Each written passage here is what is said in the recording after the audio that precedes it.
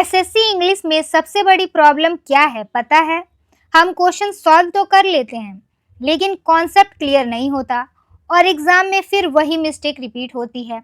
लेकिन इस लेक्चर में, लेक्चर नंबर 13 में, मैं सिर्फ क्वेश्चन सॉल्व नहीं कराने वाली, मैं तुम्हें हर वर्ड का रूट वर्ड, उसका पार्ट्स ऑफ स्पीच, उसका एग्जैक्ट मीनिंग, सिनोनियम एंटोनियम, सारी चीज़ें अच्छे से एक्सप्लेन करने वाली हूँ। यहाँ पर आप ईडियम्स को एक छोटी सी स्टोरी से हमेशा के लिए याद कर लेंगे और ग्रामर का पूरा ब्रेकडाउन सिखाने वाली हूँ। जैसा कि आप जानते हैं, ग्रामर को हम डिकोड करके पढ़ते हैं। ऐसे ही कॉन्सेप्ट्स दिमाग में बैठ जाएंगे और क्वेश्चंस को रटने की ज़रूरत भी नहीं पड़ेगी। और चाहे वो ईडियम हो, वोकैब हो, एरर डिटेक्शन हो, या फिर वॉइस चेंज हो, या फिर टफ पैसेज ही क्यों ना हो, आज का सेशन तुम्हें जीरो से हीरो बना देगा। तो अगर सच में इंग्लिश स्ट्रॉन्ग करनी है और एग्जाम्स में गलती नहीं करनी तो वीडियो को एंड तक जरूर देखना, क्योंकि लास्ट तक आते आते तुम्हारा जो क्वेश्चन सॉल्व करने का अप्रोच है वो पूरी तरह से बदल जाएगा। ठीक है, तो अगर आपको concept plus option elimination method दोनों सीखना है तो इस वीडियो को एंड तक जरूर देखें। तो आज हम डिस्कस करने वाले हैं एसएससी सीजीएल 16 सितंबर 2025 का सिफ्ट नंबर 1 और इसका पहला क्वेश्चन है सिनोनियम से और इसमें पूछा गया है सिनोनियम इल्यूमिनेट का। तो इल्यूमिनेट का रूट वर्ड क्या है पहले हम वो देखेंगे, फिर उसके बाद इसका पार्ट्स ऑफ स्पीच देखेंगे, फिर उसके बाद इसका मीनिंग देखेंगे इंग्लिश और हिंदी में। तो यहाँ पर देखिए रूट का एनालिसिस। इल्यूमिनेट जो है इसमें जो प्रीफिक्स लगा हुआ है वो है IL। इसका मतलब होता है इनटू या फिर अपॉन। रूट क्या है यहाँ पर? लुमीन। लुमीन का मतलब होता है लाइट और सफिक्स यहाँ पर है 8। 8 का मतलब होता है टू मेक या फिर टू कोज। अब यहाँ पर लुमीन का मतलब लाइट है। अब देखिए इसी रूट से रिलेटेड कुछ वर्ड्स यहाँ पर आपको मैं बताती हूँ। लुमिनस होता है चमकदार, लुमिनरी होता है प्रकाश देने वाला, महान व्यक्ति। ठीक है, तो ये क्या है? लाइट से रिलेटेड है, प्रकाश से रिलेटेड है, चमकदार से रिलेटेड है। अब देखिए इल्यूमिनेशन का मतलब होता है रोशनी या फिर प्रकाश या फिर किसी चीज को स्पष्ट करना। ये होता है इल्यूमिनेशन का मतलब। इसलिए इल्यूमिनेट का मतलब क्या हो जाएगा? लाइट डालना या फिर क्लियर करना। अब इसका पार्ट्स ऑफ स्पीच देखिए, ये है एक वर्ब और इसका मीनिंग क्या है इंग्लिश में? टू गिव लाइट, किसी चीज पर प्रकाश डालना, किसी चीज को स्पष्ट करना। मान लीजिए आपको कोई मीनिंग समझ में नहीं आता है और कोई टीचर है वो क्या करता है, उसको आपको एक्सप्लेन कर देता है। तो उस टीचर ने क्या किया? उस वर्ड के मीनिंग के ऊपर प्रकाश डाला, जिससे क्या हुआ? चीजें आपको क्लियर हो गई, स्पष्ट हो गई। ठीक है, टू मेक समथिंग क्लियर और अंडरस्टेबल। इसका हिंदी मीनिंग है प्रकाश डालना, स्पष्ट करना, रोशनी देना। ठीक है, अब देखिए ट्रिक क्या है एसएससी के लिए। इल्यूमिनेट का मतलब कोई चीज आपको किसी ने एक्सप्लेन किया, फिर वो क्लैरिफाई हो गया आपको, या फिर इल्यूसिडेट या फिर एनलाइटन। ठीक है, कोई चीज इनकॉम्प्रिहेंसिबल थी, मतलब कि अस्पष्ट थी, उसके ऊपर प्रकाश डालकर क्या किया गया? वो चीज को स्पष्ट कर दिया गया। कहीं पर भी लुमीन रूट आ जाए तो आपके दिमाग में आना चाहिए लाइट। लाइट क्या होता है? प्रकाश। प्रकाश से क्या होता है? चीजें स्पष्ट हो जाती हैं। ठीक है, तो ये सारे इसके मीनिंग्स हो जाते हैं। ठीक है, तो सिनोनियम देखिए, किसी ने कोई चीज आपको एक्सप्लेन किया तो वो क्या हो गया? आपको स्पष्ट हो गया। क्लैरिफाई किया, स्पष्ट हो गया। इलूसिडेट का मतलब स्पष्ट, लाइटन का मतलब स्पष्ट, ब्राइटन का मतलब भी स्पष्ट या फिर प्रकाश डालना। डन। अब देखिए एंटोनियम इसका क्या हो जाएगा? डार्कन। ऑब्सक्योर। ऑब्सक्योर क्या होता है कि इनकॉम्प्रिहेंसिबल होता है, अस्पष्ट होता है। इनका मतलब क्या है? अस्पष्ट। कंसील। कंसील का मतलब चीजों को कंसील कर देना। जैसे कि हम फेस पर क्या लगाते हैं? कंसीलर लगाते हैं, जिससे क्या होता है कि दाग धब्बे जो फेस पर होते हैं उसको छुपाया जाता है। ठीक है, तो किसी चीज को छुपाना, अस्पष्ट हो जाता है वो चीज। अगर छुप जाता है तो दिखेगा नहीं, दिखेगा नहीं तो वो अस्पष्ट है। हाइड करना, कंफ्यूज करना किसी को। अगर आप किसी को कंफ्यूज करेंगे तो चीजें उसके लिए क्या हो जाएगी, अस्पष्ट हो जाएगी। तो सिनोनियम में इसका मतलब हो जाएगा किसी भी चीज को क्लैरिफाई करना, स्पष्ट करना, प्रकाश डालना या फिर रोशनी डालना। और एंटोनियम में इसका मतलब हो जाएगा कि अस्पष्ट करना, चीजों को हाइड करना और लोगों को कंफ्यूज करना। अब देखिए यहाँ पर ये इल्यूमिनेट, इसका मतलब क्या है, स्पष्ट करना या फिर प्रकाश डालना।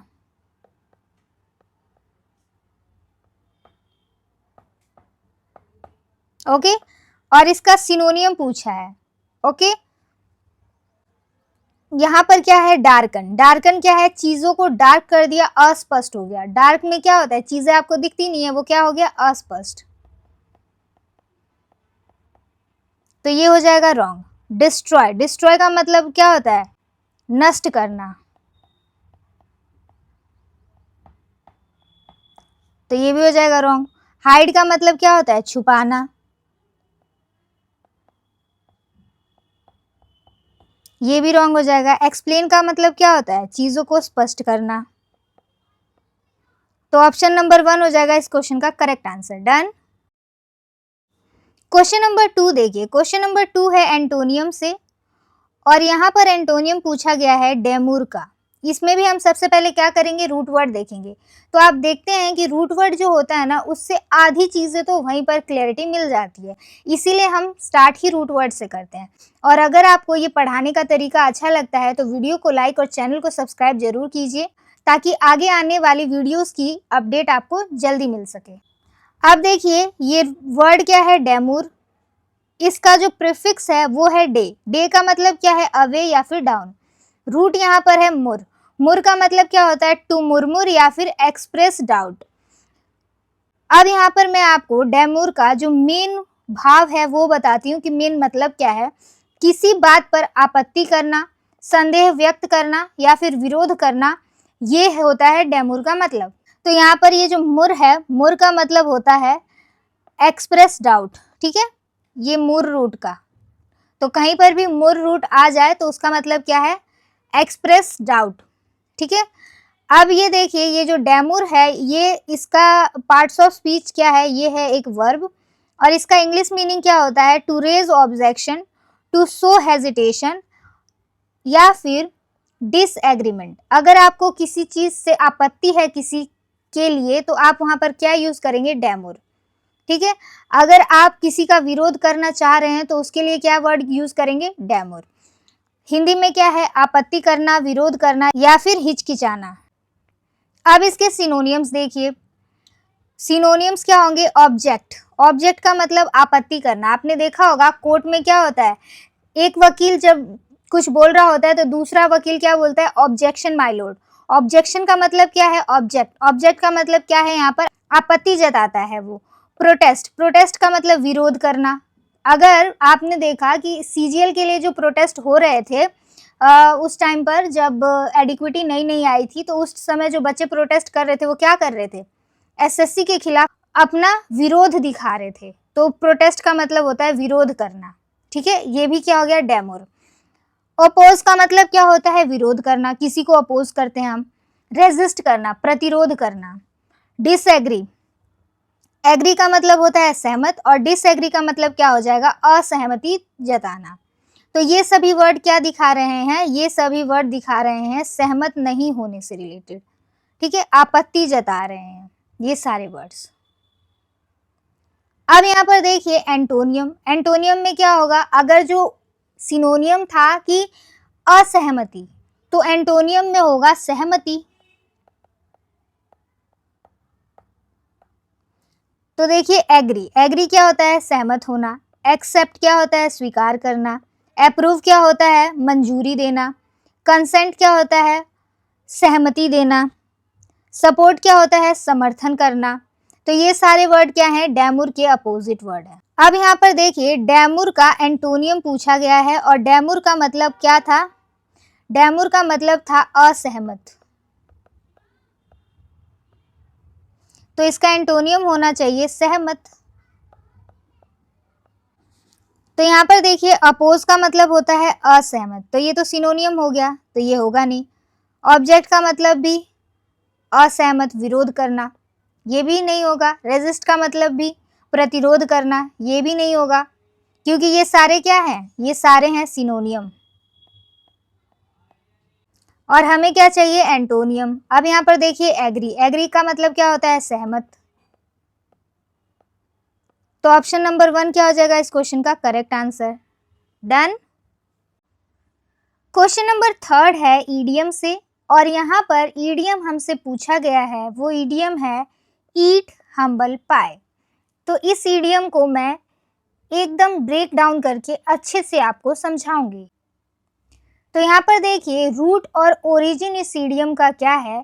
ईट का मतलब होता है खाना, और हम्बल का मतलब होता है विनम्र या फिर नम्र, और पाई का मतलब होता है क्या, एक प्रकार की डिश। ठीक है, तो इंग्लिश में इसका मीनिंग क्या हो जाएगा, to admit one's mistake and accept humiliation और डिफीट। अपमान या फिर हार को विनम्रता से स्वीकार करना। ठीक है, अपनी गलती मान लेना। मान लीजिए कि आपने कोई मिस्टेक किया है, तो आपने अपनी गलती को बहुत ही आदर और विनम्रता के साथ क्या किया कि स्वीकार कर लिया कि हाँ ये गलती मैंने ही की है, तो उसको हम क्या बोलेंगे, ईट हम्बल पाई। ओके, तो क्या हो जाएगा इसका मतलब, एक्सेप्ट डिफीट या फिर एडमिट मिस्टेक। इस ईडियम की जड़ मध्यकालीन इंग्लैंड यानी कि मिडाइवल इंग्लैंड से जुड़ी मानी जाती है।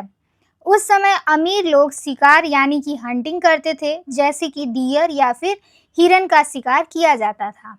शिकार के बाद उस जानवर के अच्छे हिस्से मीट अमीर लोग खाते थे, लेकिन जानवर के कम अच्छे हिस्से जैसे कि हार्ट, लीवर और इंटेस्टाइन, इनको मिलाकर एक पाई बनाई जाती थी जिसे कि अंबल पाई कहा जाता था।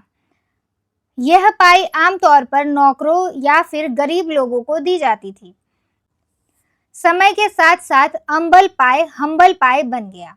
अभी के टाइम पर जो लोग विनम्रता के साथ अपनी गलती मान लेते हैं या फिर हार मान लेते हैं, उनको क्या बोला जाता है, उन्होंने ईट किया है हम्बल पाई, मतलब कि उन्होंने अपनी हार मान ली है। अब यहाँ पर इस ईडियम से रिजेंबल करता हुआ सिमिलर ईडियम अटैच किया गया है। तो वो ईडियम क्या है, पहला है ईट क्रो, मतलब कि अपनी गलती को अपमान के साथ मानना। स्वेलो वंस प्राइड, घमंड छोड़कर अपनी गलती मानना। प्राइड क्या होता है, घमंड या फिर अभिमान, और स्वेलो का मतलब होता है निगलना। तो अपने घमंड को निगल कर अपनी हार मानना या फिर अपनी गलती मानना। बैक डाउन, अपनी बात से पीछे हट जाना। क्लाइम डाउन, अपनी स्थिति से पीछे हट जाना।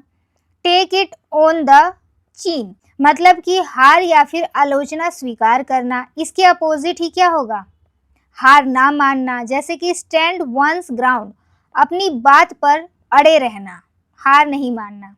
होल्ड वंस ग्राउंड, अपने निर्णय से पीछे ना हटना। स्टिक टू वंस गन, अपनी राय पर अड़िग रहना। ब्लो वंस ओन ट्रम्प, अपनी ही तारीफ करना। बी 9 क्लाउड, बहुत खुश या फिर गर्व महसूस करना। तो इन सब का मतलब है हार ना मानना, और इन सब का मतलब है कि विनम्रता के साथ अपनी हार मान लेना। ठीक है, अब यहाँ पर देखिए, यहाँ पर ऑप्शंस देखें तो पहला क्या है, टू डिमांड एंड एपोलॉजी, किसी से एपोलॉजी मतलब कि क्षमा का डिमांड रखना, no. To celebrate one's success, मतलब कि अपनी सक्सेस को सेलिब्रेट करना, नो।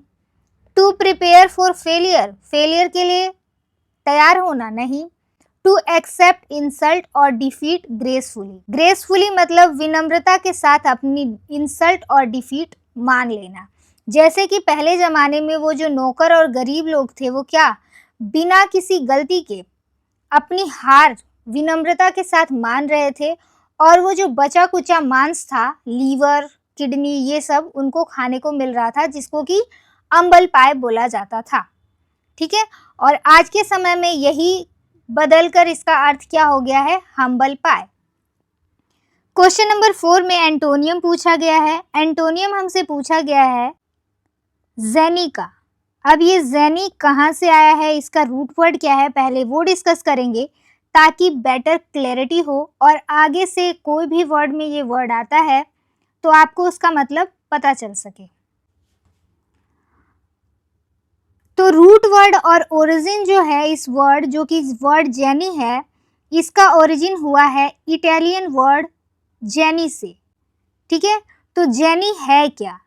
जेनी एक इटालियन कॉमेडी में एक फनी सर्वेंट कैरेक्टर होता है जो कि मजाकिया, अजीब और क्लॉनिश बिहेवियर करता है। इसी से इंग्लिश वर्ड जेनी बना। ठीक है, तो जेनी क्या है?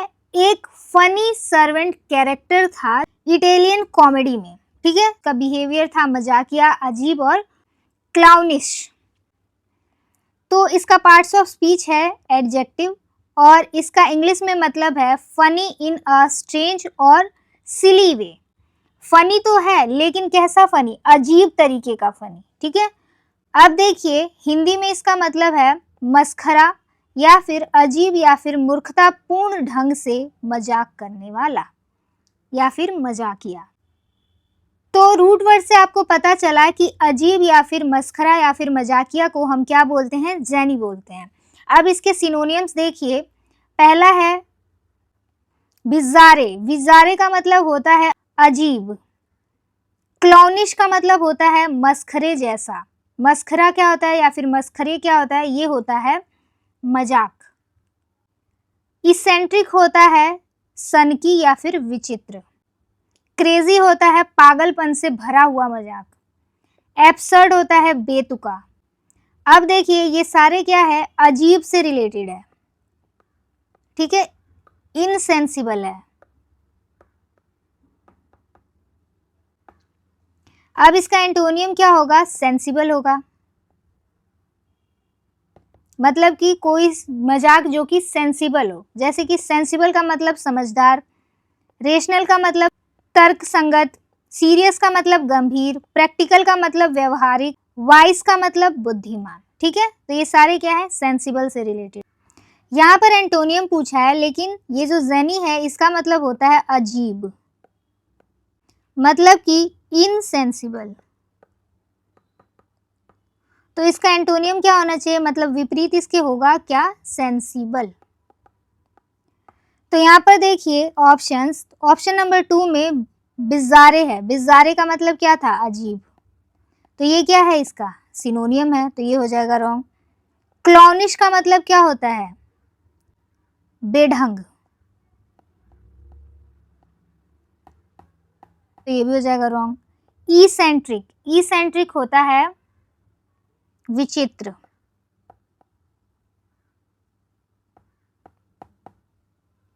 और ये भी हो जाएगा रॉन्ग। ये सारे क्या हैं? इसके सिनोनियम्स हैं। लेकिन हमको क्या चाहिए? एंटोनियम। अब सेंसिबल क्या है? समझदार। तो यही हो जाएगा इस क्वेश्चन का correct answer, option number 1। Done. Next question है क्वेश्चन नंबर 5 और इसमें बोला गया है spot the correct spelling of weather science. अब वेदर साइंस किसको बोलते हैं और इसका रूट वर्ड क्या है, ये सारी चीज़ें मैं आपको डिटेल में बताऊंगी। और हाँ, आपको कॉन्सेप्ट के साथ एक एक चीज़ बताई जाती है यहाँ पर, तो वीडियो को लाइक और चैनल को सब्सक्राइब करके ज़रूर रखें ताकि आने वाली वीडियोस की नोटिफिकेशन आप तक जल्दी पहुँच सके। अब यहाँ पर देखिए root word meteor plus o plus logy. अब देखिए मिटियोर क्या होता है? एटमॉस्फेरिकल फिनोमिना होता है। एटमॉस्फेयर में होने वाली चीज़ों को हम क्या बोलते हैं? मिटियोर बोलते हैं। और लोजी होता है स्टडी ऑफ, मतलब कि एटमॉस्फेयर में होने वाली चीज़ों की स्टडी को हम क्या बोलते हैं? मेटियोरोलॉजी। Meteorology, meteorology. ठीक है, तो आपने ज्योग्राफी में पढ़ा होगा कि ये हमारा अर्थ है, अर्थ का ये है आसपास में एटमॉस्फेयर, और मान लीजिए एक ये मिटियोर है। ये क्या है? ये जब कि स्पेस में रहता है तब हम इसको क्या बोलते हैं? मिट्टी रो मीटरॉइड, ठीक है, मीटरॉइड बोलते हैं, ठीक है। और जब ये एटमॉस्फेयर है पृथ्वी का, इसमें एंटर करता है तो इसको हम क्या बोलते हैं, मीटियोर बोलते हैं। और जब ये पृथ्वी पर गिर जाता है तब हम इसको क्या बोलते हैं, मीटेरॉइड बोलते हैं। ओके, तो यहाँ पर आप देख रहे हैं कि जब ये पत्थर या फिर उल्का पिंड एटमॉस्फेयर में है तो इसको हम क्या बोल रहे हैं, मीटियोर बोल रहे हैं, ठीक है। तो एटमॉस्फेयर में होने वाले फिनोमिना को हम बोलते हैं मीटियोर, और एटमॉस्फेयर में होने वाले चेंजेस की स्टडी को हम बोलते हैं मीटियोरोलॉजी, ठीक है। क्या होता है, study of weather and atmosphere, ये है एक नाउन, और इंग्लिश में इसका मीनिंग होता है scientific study of atmosphere and weather condition, उसको हम क्या बोलेंगे, मीटियोरोलॉजी, ठीक है। इससे आपकी क्लैरिटी बहुत अच्छे से हो गई होगी, ठीक है। स्पेलिंग में कभी भी इसका एरर आप नहीं करेंगे अगर जो आपने मेरी एक एक बात को ध्यान से सुना होगा तो। अब देखिए हिंदी में इसका मीनिंग क्या है, मौसम विज्ञान या फिर वायुमंडल या फिर मौसम का वैज्ञानिक अध्ययन। अब एसएससी में आने वाले कुछ वर्ड्स जो हैं जिनके पीछे ओलॉजी दिया होता है तो उसका मतलब होता है स्टडी। तो कुछ इंपॉर्टेंट वर्ड कौन कौन से हैं, जैसे कि biology, study of life, geology, study of earth, geo का मतलब होता है अर्थ, बायो का मतलब होता है लाइफ, साइकोलॉजी, साइको का मतलब होता है माइंड, तो study of mind, meteorology, meteor का मतलब होता है वेदर या फिर एटमॉस्फेयर, ठीक है। तो एटमॉस्फेयर से रिलेटेड है तो इसलिए क्या हो जाएगा, ये स्टडी ऑफ वेदर या फिर स्टडी ऑफ एटमॉस्फेयर। अब यहाँ पर हमसे पूछा गया था वेदर साइंस को क्या बोलते हैं, तो वेदर साइंस के लिए यूज होता है मीटियोरोलॉजी। स्पेलिंग क्या होगी, meteor plus o plus logy, क्या बनेगा, मीटियोरोलॉजी। मैंने पहले भी पिछली क्लासेस में बोला है प्रोनाउंसिएशन पर नहीं जाना है क्योंकि आपको स्पेलिंग लर्न करना है, तो इस तरीके से प्रोनाउंसिएशन करो ताकि स्पेलिंग आपको लर्न हो जाए, जैसे कि meteor plus o plus logy, ठीक है। तो मीटियोरोलॉजी। सबसे पहले आपको क्या देखना है, मीटियोर देखना है। तो यहाँ पर देखिए मीटर है, ये गलत, यहाँ पर मीटियोर है, यहाँ पर मीटियोर है, यहाँ पर भी मीटर है, ये भी गलत क्योंकि ई के बाद यहाँ ओ नहीं है, इसलिए ये दोनों क्या हो गए, गलत। अब देखिए इसके बाद ओ है, ओ है, यहाँ तक ठीक है, ओलॉजी है, और यहाँ पर ओलॉजी में जी के बाद आई ई दे दिया है तो ये हो जाएगा रॉन्ग। तो अब कौन सा करेक्ट बचा, option number 2 meteorology. Okay,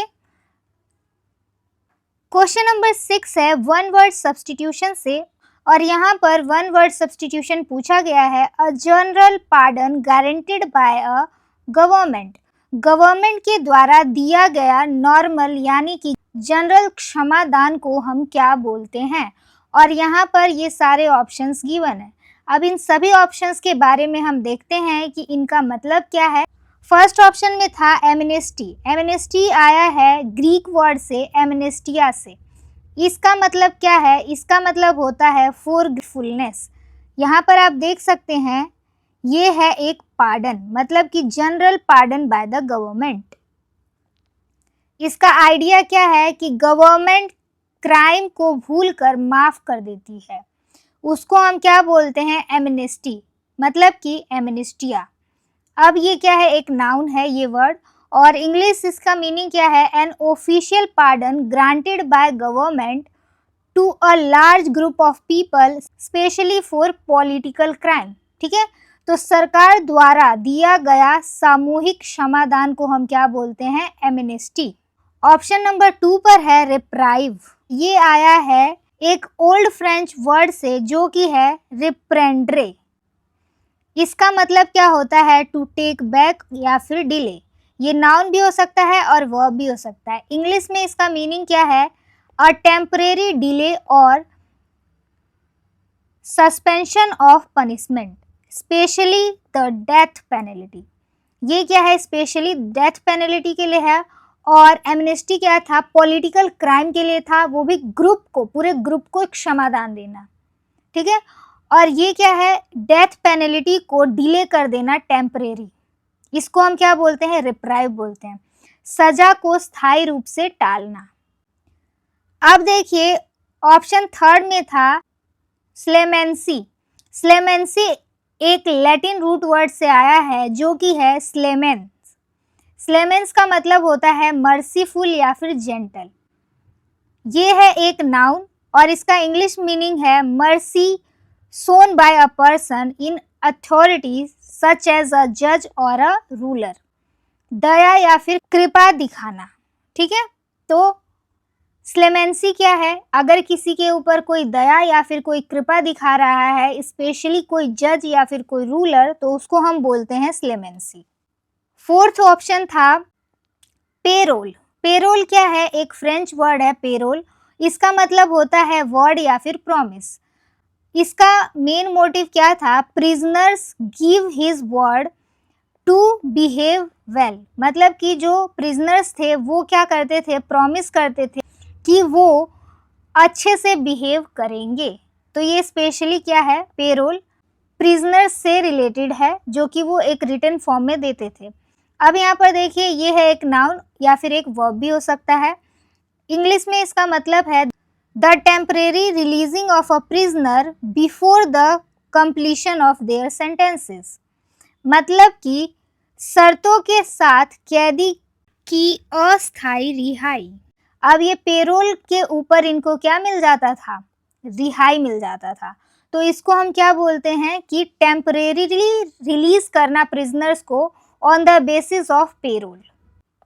amnesty होता है general pardon by the government. Reprieve होता है to delay specially death sentences को टेम्परेरीली डिले कर देना। स्लेमेंसी होता है जज या फिर रूलर के थ्रू अच्छा व्यवहार करना या फिर क्षमादान देना। पेरोल होता है वर्ड या फिर वो प्रॉमिस, वो कंडीशन जिसके बेसिस पर प्रिजनर्स को थोड़े टाइम के लिए रिलीज किया जाता है। तो अब यहाँ पर ये क्विक एग्जाम रिवीजन के लिए यहाँ पर अटैच किया गया है कि एमनेस्टी क्या होता है, रिप्राइव क्या होता है, स्लेमेंसी क्या होता है और पेरोल क्या होता है। तो यहाँ पर अगर हम क्षमादान की बात कर ही रहे हैं तो हमारे देश के प्रेसिडेंट साहब भी पीछे क्यों रहे, तो अब उनके भी क्षमादान के जो प्रोसीजर होते हैं, उनके नेम क्या है वो आपको मैं बता देती हूँ, क्योंकि वो वर्ड्स भी पूछे जा सकते हैं, तो वो भी इम्पोर्टेंट हो जाते हैं आपके 2026 के एग्जाम्स के लिए। तो इसीलिए सबसे पहले आप मुझे ये बताइए कि जो प्रेसिडेंट है अपने इंडिया का, उसका पार्डनिंग प्रोसीजर कौन से आर्टिकल में गिवन है, बताइए। आर्टिकल नंबर 72 में। ओके।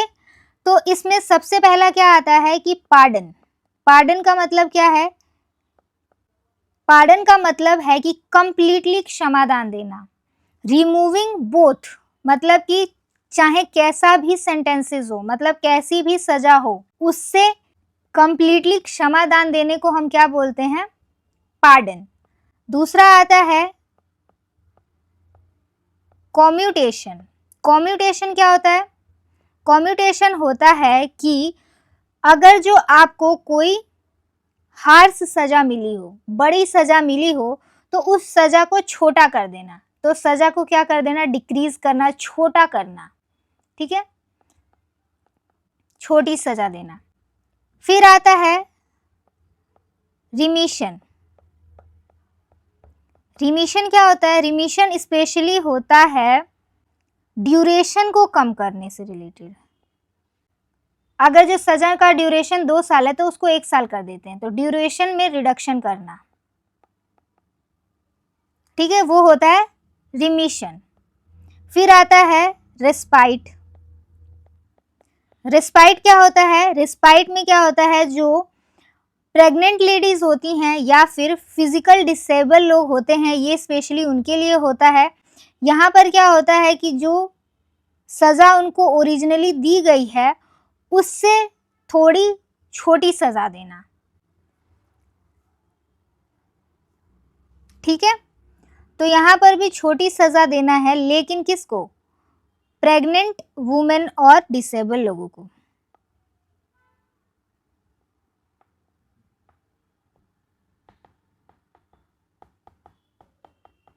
ओके, फिर आता है रिप्राइव, और रिप्राइव आपने देख ही लिया यहाँ पर। रिप्राइव का मतलब होता है डिले करना, टेम्परेरीली सस्पेंड करना या फिर टेम्परेरीली डिले करना, स्पेशली डेथ सेंटेंसेस को। ओके, तो ये सारी सजा हो गई जो कि हमारे आर्टिकल नंबर 72 में प्रेसिडेंट के क्षमा वाले पोर्शन में दिया गया है। Okay, done. तो अगर अब इसमें से भी कोई सा सजा आ जाता है ऑप्शंस में या क्वेश्चन इस पर बनता है तो आप इजीली सॉल्व कर पाएंगे। Done. General pardon granted bye a government बोला गया था, इसका मतलब क्या है वो पूछा गया था। तो यहाँ पर पेरोल का क्या मतलब था कि वो प्रिजनर से रिलेटेड था, वो पेरोल पर उसको क्या कर दे रहे थे, एक स्टेटमेंट लिखवाकर उसको टेम्परेरीली रिलीज कर दे रहे थे, तो ये तो होगा नहीं। स्लेमेंसी क्या था कि ये कोई जज या फिर कोई रूलर किसी को क्षमादान दे तो वो होता है स्लेमेंसी, तो ये भी नहीं होगा। रिप्राइव क्या होता है, डेथ सेंटेंसेस को टेम्परेरीली टाल देना, तो ये भी नहीं होगा। एमनेस्टी क्या होता है कि ग्रुप ऑफ पीपल जिनको की सजा दी गई है, स्पेशली पॉलिटिकल चीज़ों में जिनको सजा मिली है उनको क्षमा कर देना, तो यही होगा इस क्वेश्चन का correct answer, option number 1। Done. Question number 7 भी वन वर्ड सब्स्टिट्यूशन से है और यहाँ पर पूछा गया है वन वर्ड सब्स्टिट्यूशन, अ सीक्रेट और डिस्गाइज्ड वे ऑफ राइटिंग, मतलब कि सीक्रेटली और डिस्गाइज तरीके से लिखने को या फिर राइटिंग को क्या बोला जाता है। तो सारे ऑप्शंस को हम एनालाइज करते हैं। ऑप्शन नंबर 1 है सीफर। सीफर जो वर्ड है ये एक अरेबिक वर्ड सीफ्र से लिया गया है, जिसका मतलब होता है जीरो या फिर एम्प्टी, और इसका मेन यूज कहाँ पर होता है, राइटिंग जिसे डिकोड किए बिना समझना मुश्किल है। अगर आप ऐसी राइटिंग्स देखें तो यहाँ पर आप पढ़ेंगे लेकिन आपको समझ में जीरो आएगा, आपके दिमाग में एम्प्टी चीज़ें समझ में आएंगी, इसीलिए इसको डिकोड करने के बाद ही समझना पॉसिबल है, बिना डिकोड के पढ़ना इसको पॉसिबल नहीं है।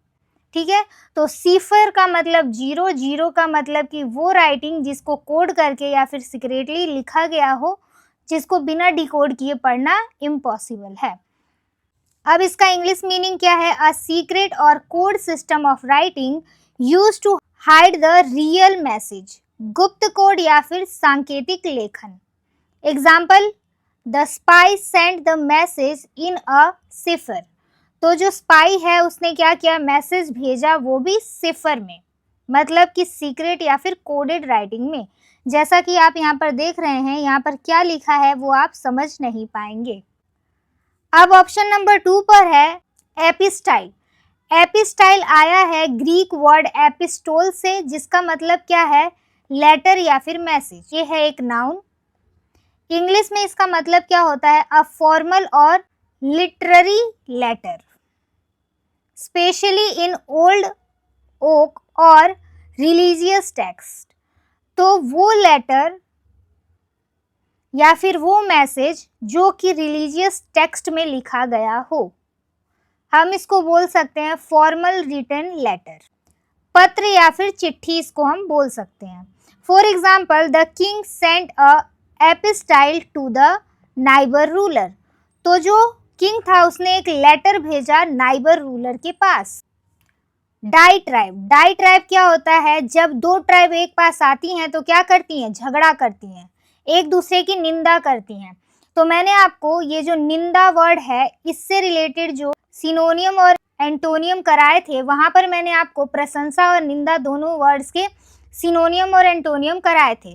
तो आप कमेंट बॉक्स में इसके सिनोनियम और एंटोनियम जरूर बताइए। जैसे कि डाइट्राइब निंदा होता है, निंदा का और क्या होता है, क्रिटिसिज्म होता है, कंडेम्ड होता है, जर्मेड होता है।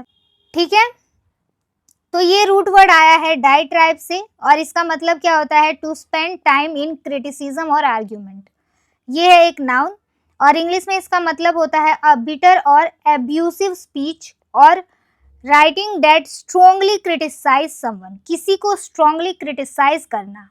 ठीक है। कड़ी आलोचना, तीखी निंदा। The leader delivered a diatribe against the corruption, तो लीडर ने क्या किया, करप्शन की कड़ी निंदा की। ऑप्शन नंबर 4 में है मैन्युस्क्रिप्ट। इसका मतलब क्या है, मैनु का मतलब होता है हैंड और स्क्रिप्ट का मतलब होता है रिटन। अब मैन्युस्क्रिप्ट का मतलब हो जाएगा रिटन बाय हैंड। ये है एक नाउन और इंग्लिश में इसका मतलब है a document written by hand or an author's original written work. जैसा कि अगर आप देखें तो जो हमारा कॉन्स्टिट्यूशन है उसको हम क्या बोलेंगे कि मैन्युस्क्रिप्ट, मतलब कि जो हमारा संविधान है, कॉन्स्टिट्यूशन है, उसका हैंड रिटन जो कॉपी है उसको हम मैन्युस्क्रिप्ट बोलेंगे। ठीक है। हिंदी में इसका मतलब है हस्तलिखित दस्तावेज या फिर पांडुलिपि। अब यहाँ पर देखिए सिफर का मतलब था कि सीक्रेट या फिर कोडेड राइटिंग।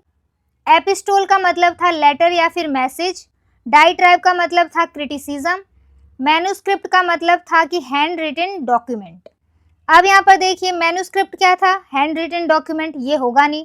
डाइट्राइब क्या है, निंदा करना, ये होगा नहीं। एपिस्टाइल क्या है, एपिस्टाइल का मतलब था लेटर या फिर मैसेज, ये होगा नहीं।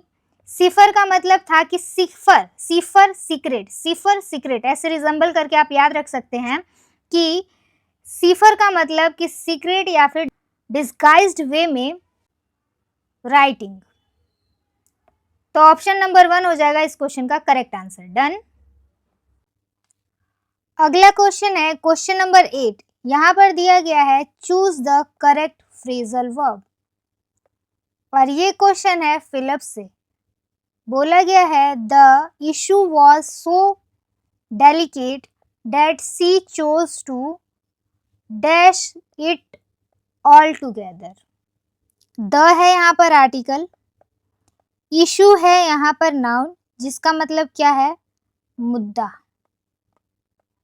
वॉज है वर्ब, सो है यहाँ पर एडवर्ब और डेलिकेट है एडजेक्टिव।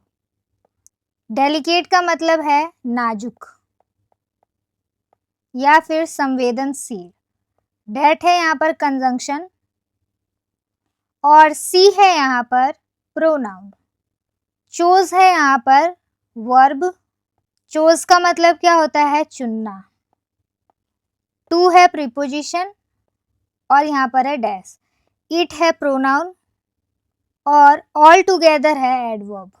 ऑल टुगेदर का मतलब है पूरी तरह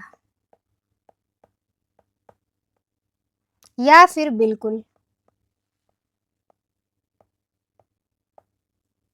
अब इस पूरे सेंटेंस का मतलब है वह मुद्दा इतना ज्यादा नाजुक या फिर संवेदनशील था कि उसने उसे पूरी तरह से कतराने का फैसला लिया, मतलब कि उसने उसे पूरी तरीके से साइड से बचकर निकलने का फैसला लिया। ठीक है। तो यहाँ पर क्या है, बच के निकलना या फिर कतराने का सेंस आना चाहिए। ऑप्शन 1 में दिया गया था ब्रुश असाइड, जो कि है एक फ्रेजल वर्ब और इसका मतलब होता है किसी बात को महत्व ना देकर उसे एक तरफ कर देना या फिर उसे नज़रअंदाज कर देना। मतलब कि यहाँ पर सिंपली मीनिंग इसका है इग्नोर से, तो ये तो होगा नहीं। वहाँ पर उस चीज़ से बचकर निकलना है, उसको इग्नोर नहीं करना। ठीक है। अब देखिए वॉक इनटू, ये क्या है, एक फ्रेजल वर्ब है और इसका मतलब होता है अंदर प्रवेश करना, अनजाने में किसी स्थिति में फंस जाना। ठीक है। तो ये भी नहीं होगा क्योंकि यहाँ पर अंदर प्रवेश करने का कोई सेंस हमें नहीं चाहिए। लीन ओवर का मतलब क्या होता है, ये भी एक फ्रेजल वर्ब है और इसका मतलब है किसी चीज के ऊपर झुकना, तो ये भी नहीं होगा। अब देखिए साई अवे फ्रॉम, ये भी एक फ्रेजल वर्ब है और इसका मतलब होता है किसी चीज से बचना या फिर कतराना, तो यहाँ पर क्या होगा, साई अवे। तो यही ऑप्शन हो जाएगा करेक्ट। ठीक है, जिसका मतलब होता है अवॉइड करना या फिर कतराना। तो यहाँ पर देखिए ये ऑप्शन रॉन्ग है, ये भी रॉन्ग है, ये भी रॉन्ग है। ऑप्शन नंबर 3 है इस क्वेश्चन का करेक्ट आंसर। अगला क्वेश्चन है क्वेश्चन नंबर 9, ये भी है फिलिप से। द, ये है आर्टिकल, आर्टिफैक्ट है नाउन, इसका मतलब होता है प्राचीन वस्तु।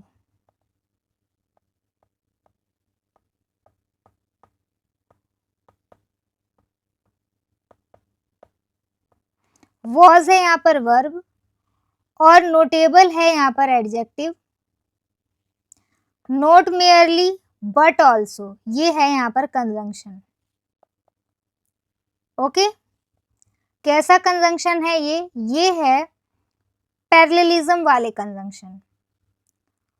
अब यहाँ पर देखिए, नोट मेयरली के बाद है फोर, फोर है प्रीपोजिशन, और इट्स है यहाँ पर पोजेसिव प्रोनाउन। एज है यहाँ पर नाउन, और ये नोटेबल का मतलब होता है उल्लेखनीय या फिर प्रसिद्ध। नोट मेयरली का मतलब होता है केवल यही नहीं। इट्स का मतलब होता है उसका। एज है नाउन, और एज का मतलब है आयु। बट का मतलब होता है बल्कि। फोर है यहाँ पर प्रीपोजिशन, द है आर्टिकल, इसके बाद यहाँ पर आएगा क्या, नाउन आएगा। अब देखिए यहाँ पर क्या है, विद। विद क्या है यहाँ पर, प्रीपोजिशन। विच है यहाँ पर रिलेटिव प्रोनाउन। इट है यहाँ पर प्रोनाउन। वॉज है वर्ब, और प्रिजर्व्ड है यहाँ पर वर्ब। इसका मतलब होता है संरक्षित किया गया।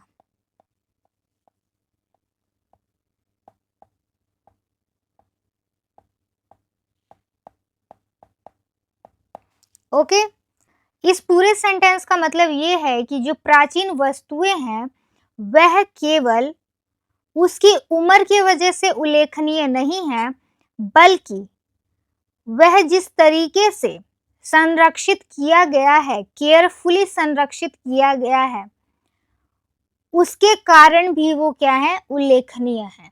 ठीक है, तो ये दोनों कारण है इसके उल्लेखनीय होने का। एक तो कारण है कि उसकी एज, जो प्राचीन वस्तुएं हैं वो इतने सालों से संरक्षित हैं, और दूसरी चीज है जिस केयरफुलनेस के साथ, मतलब कि केयरफुलनेस के साथ, फुल अटेंशन के साथ उनको रखा गया है, वो भी उल्लेखनीय है। ठीक है, और मैंने आपको बताया है नॉट ओनली बट ऑल्सो या फिर नॉट मेयरली बट ऑल्सो क्या होता है, पैरेललिज्म वाले कंजंक्शन। तो इसके बाद जो आएगा, इसके बाद भी वही आता है।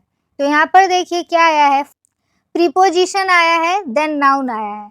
तो यहाँ पर भी प्रीपोजिशन आया है, और इसके बाद क्या आना चाहिए, यहाँ पर नाउन आना चाहिए। और नाउन भी कैसा, जो कि केयरफुलनेस का सेंस दे। ठीक है, मतलब कि सावधानी पूर्वक। अब ऑप्शंस देखिए, ऑप्शन 1 में था मेटिकुलस, क्या होता है, वेरी केयरफुल या फिर फियरफुल ऑफ मिस्टेक।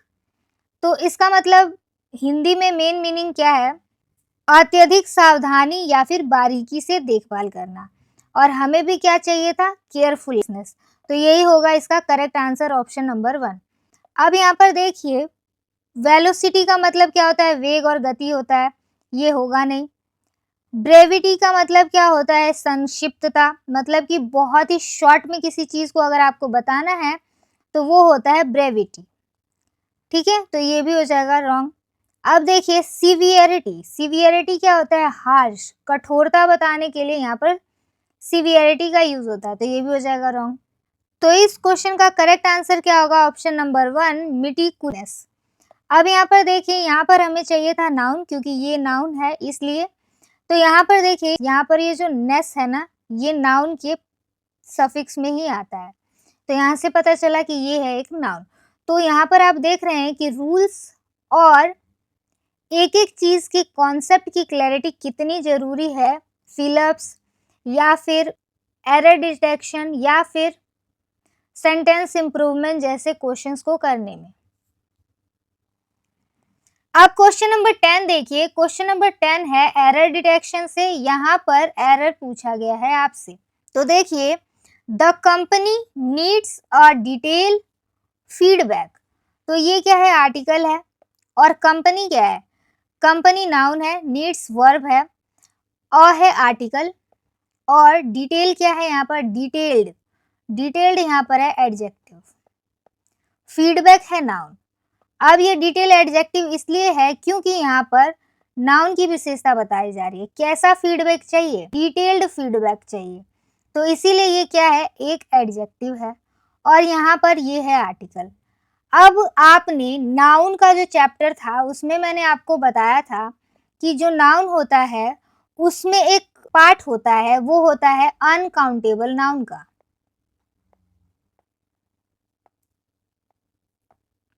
और मैंने वहां पर बताया था आपको कि जो अनकाउंटेबल नाउन होते हैं उसके पहले ए एन का यूज नहीं होता, तो ये आर्टिकल यूज नहीं होते इसके बाद, और इन नाउन का सिंगुलर प्लूरल नहीं बनता, ठीक है, ना तो इसका सिंगुलर बनेगा और ना ही इसका प्लूरल बनेगा। और ध्यान रखना है कैसे सिंगुलर प्लूरल नहीं बनेगा, ना तो इसके पीछे एस लगेगा और ना ही इसके पीछे ईएस लगेगा।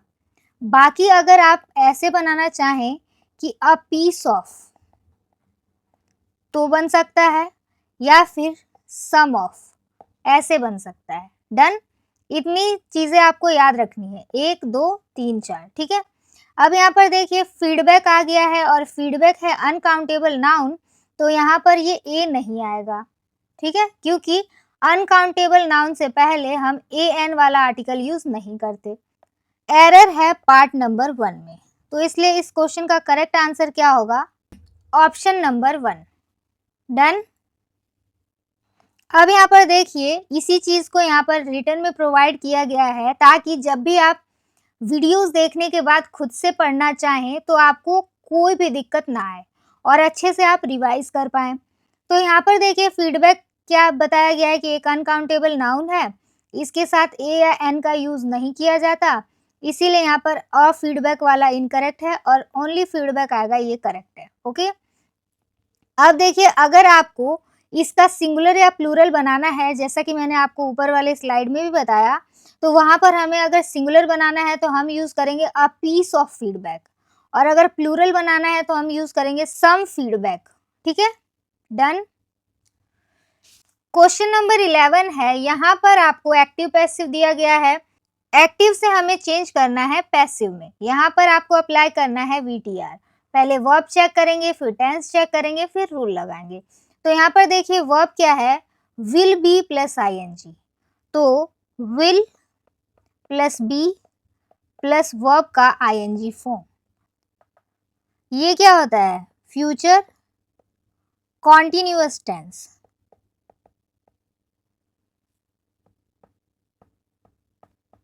ठीक है, ये इसमें यूज होता है। तो यहाँ पर अगर जो ये एक्टिव में ये है इसका फॉर्म, तो पैसिव में इसका फॉर्म क्या हो जाएगा, पैसिव में हो जाएगा will be plus being plus verb का थर्ड फॉर्म। तो यहाँ पर आपने देखा, हमने पहले वर्ब देखा, वर्ब से हमने पता किया टेंस, और टेंस के बाद हमने इसमें रूल लगा दिया। अब यहाँ पर ये सेम स्ट्रक्चर कौन से वाले ऑप्शन में है वो ढूंढते हैं। यहाँ पर देखिए वर है, तो ये तो हो गया पास्ट में, इसको यहीं काट दो। विल बी है और उसके बाद बीन है, लेकिन हमको बींग चाहिए, तो ये भी हो जाएगा रॉन्ग। विल बी फिर वर्ब का थर्ड फॉर्म डायरेक्टली आ गया है, ये भी हो जाएगा रॉन्ग। विल बी बींग फिर वर्ब का थर्ड फॉर्म, तो यही होगा सेम स्ट्रक्चर वाला। तो इस क्वेश्चन का करेक्ट आंसर क्या हो जाएगा, ऑप्शन नंबर 4, ठीक है। The algorithms will be being revised during the workshop.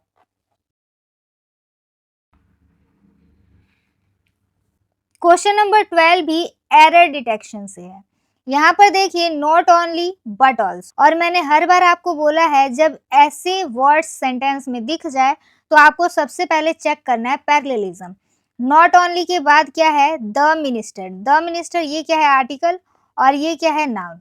फिर देखिए द ब्यूरोक्रेट्स, तो ये क्या है, ये है आर्टिकल, और ये क्या है, नाउन। तो यहाँ पर भी नाउन है नॉट ओनली के बाद, और यहाँ पर ब्यूरोक्रेट्स है बट ऑल्सो के बाद, तो पैरेललिज्म ठीक है। अब यहाँ पर देखिए Not only the ministers but also bureaucrats has been accused of manipulating. ठीक है, तो यहाँ पर देखिए मैंने आपको बताया है जो ये वर्ड्स होते हैं not only but also या फिर either or neither nor, ये जितने भी वर्ड्स होते हैं मैंने आपको माइंड मैप्स के थ्रू भी पढ़ाया है सब्जेक्ट वर्ब एग्रीमेंट में. ठीक है, तो यहाँ पर क्या होता है, अगर जो यहाँ पर मान लीजिए इसके बाद यहाँ पर सब्जेक्ट 1 है और यहाँ पर मान लीजिए सब्जेक्ट 2 है, यहाँ पर सब्जेक्ट 1 है और यहाँ पर सब्जेक्ट 2 है, अब इसके बाद यहाँ पर आया है वर्ब और यहाँ पर भी आया है वर्ब. तो जो वर्ब ये है ना, ये वर्ब इस पास वाले सब्जेक्ट के अकॉर्डिंग लगेगा.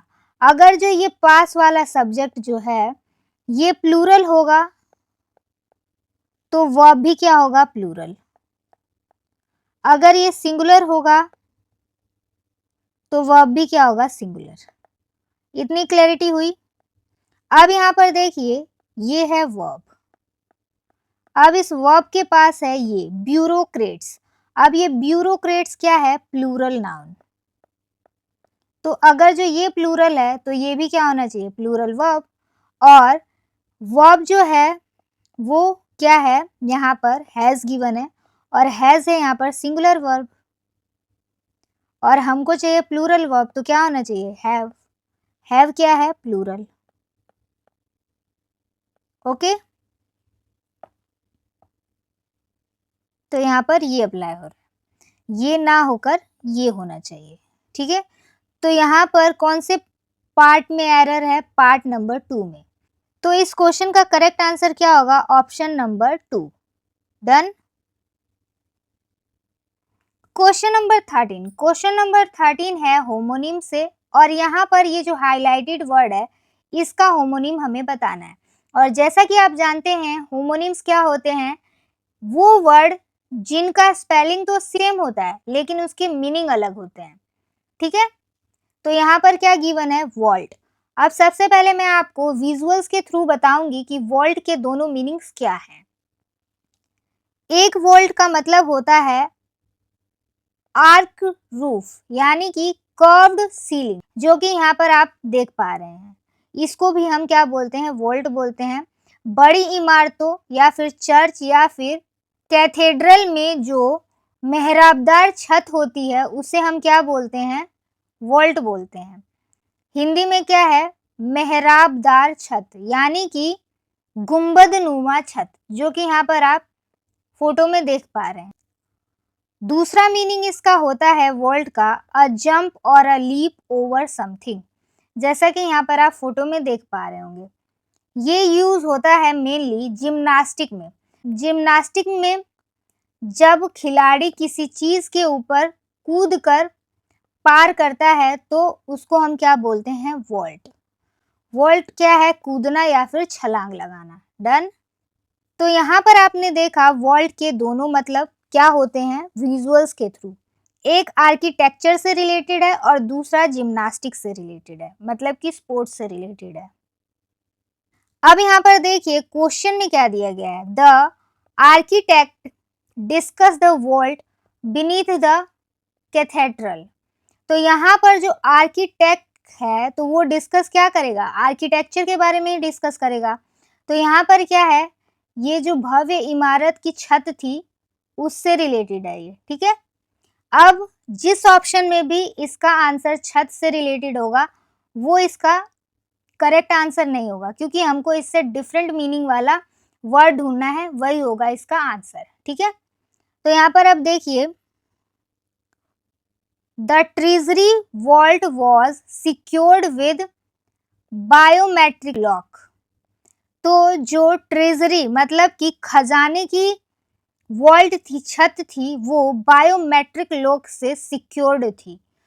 तो यहाँ पर ये क्या है, छत से रिलेटेड है तो ये नहीं होगा. The earthquake crack the stone vault supporting the nave. तो यहाँ पर भी किस में क्रेक आया, वॉल्ट में क्रेक आया और वॉल्ट क्या है, छत है यहाँ पर भी, ये वाला.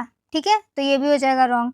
The nobles were interred in the family vault. तो जो नोबल्स थे वो कहाँ एंटर्ड हुए? वॉल्ट्स में, मतलब कि वो जो छत थी उसके नीचे, ठीक है, तो इसीलिए इसका भी क्या आंसर है? उस छत से रिलेटेड है, तो ये भी हो जाएगा रॉन्ग। अब देखिए, the gymnast perform a perfect vault over the horse. तो हॉर्स के ऊपर जिम्नास्ट ने क्या किया? वोल्ट को परफॉर्म किया, मतलब कि उसके ऊपर खुद को बैलेंस किया, उस पर जंप किया। तो यहाँ पर ये जंप से रिलेटेड है, तो इसीलिए यही हो जाएगा इस क्वेश्चन का correct answer, option number 1। Done. यहाँ पर पैसिव वॉइस गिवन है और हमें एक्टिव वॉइस में इसे करना है चेंज। और जैसा कि आप जानते हैं, एक ब्रह्मास्त्र है हमारे पास VTR। पहले करो चेक वर्ब को। वर्ब क्या है? वर, मेड, मतलब कि वॉज या वर प्लस वर्ब की थर्ड फॉर्म। ठीक है, अब यहाँ से टेंस आइडेंटिफाई करो। तो यहाँ से टेंस क्या पता चला कि ये है सिंपल पास्ट, ठीक है, और ये है पैसिव, तो इसका एक्टिव क्या होगा? V2। ओके, यहाँ पर हमने अब रूल लगा दिया। अब यहाँ पर हम ऑप्शंस में देखेंगे कि V2 कौन से ऑप्शन में है।